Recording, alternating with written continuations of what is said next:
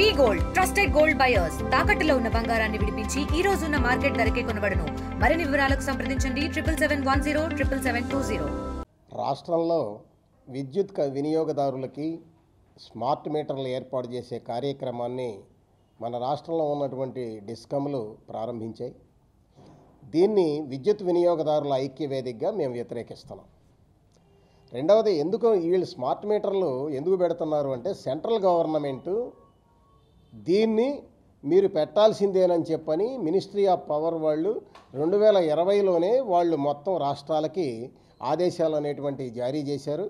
ఆ ఆదేశాల వల్లనే దానికి అనుగుణంగానే వీళ్ళు ఈ స్మార్ట్ మీటర్లు పెట్టేటువంటి కార్యక్రమం చేస్తున్నారు.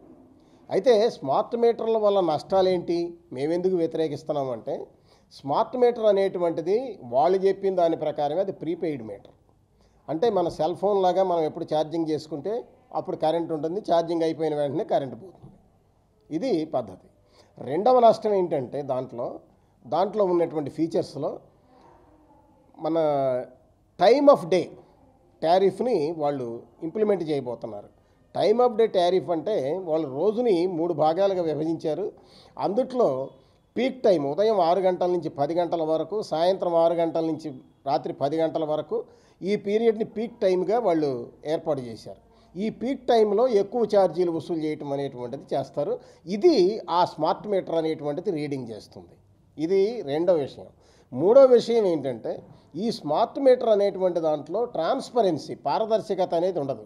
ఇప్పుడు పేపర్ బిల్లు వస్తుంది కాబట్టి రేట్లు పెంచినా తగ్గించినా ఏం జరుగుతుంది, ఎంత వస్తుంది అనేటువంటి బిల్లు మనకు తెలుస్తుంది. కానీ దానివల్ల అది తెలియదు దాంట్లో. కాబట్టి మనకు అసలు వాడు ఏం చేస్తున్నాడు, ఎంత కట్ చేస్తున్నాడు, ఏం చేస్తున్నాడు అనేటువంటిది కూడా పేపర్ బిల్లు ఉండదు కాబట్టి అది తెలియదు. అయితే ఇప్పుడు వీళ్ళు ఏం చేస్తున్నారంటే వీళ్ళు చెప్పడం ఏంటంటే ఈ మన డిస్కమ్ల వాళ్ళు చెప్పడం ఏంటంటే అదే ఏం లేదు, ఇప్పుడు ఇదైతే బిగిస్తున్నాం, మామూలుగానే స్కాన్ చేసి తీస్తున్నాం అంటున్నారు. నిజమే, ఇది ప్రారంభంలో అందరికీ బిగించే వరకు స్కాన్ చేసి తీయడం తప్ప వాళ్ళకి ఆప్షన్ లేదు. అసలు ఈ స్మార్ట్ మీటర్ అనేటువంటిదే design, build, finance, own, operate and transfer.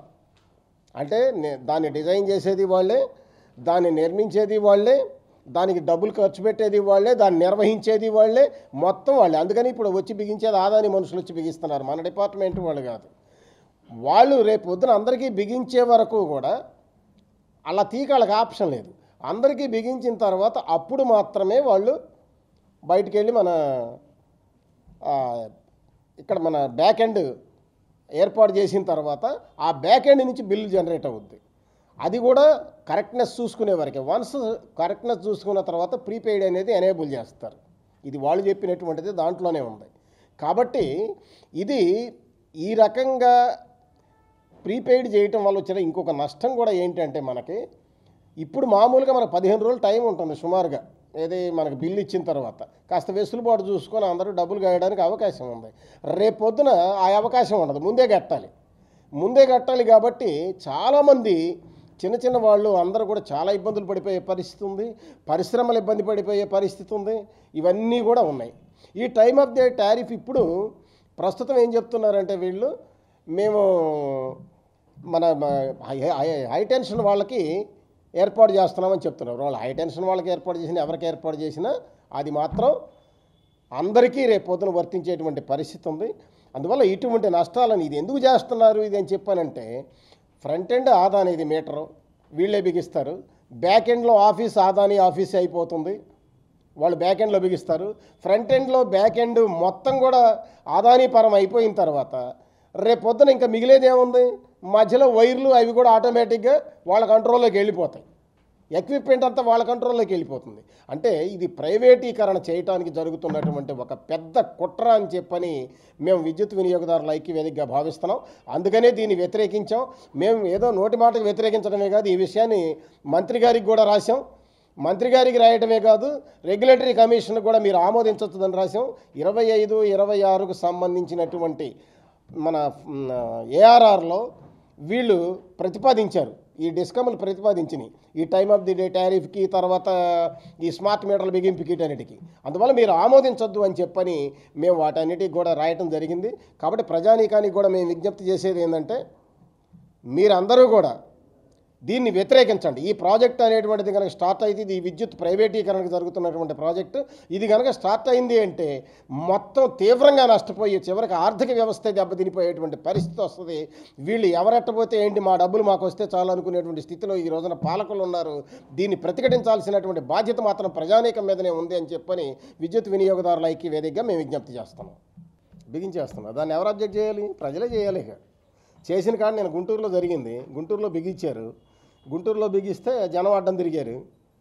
చివరికి బిగించినటువంటి వాడిని బీక్కొని పోయి మళ్ళీ పాత మీటర్లు బిగించారు.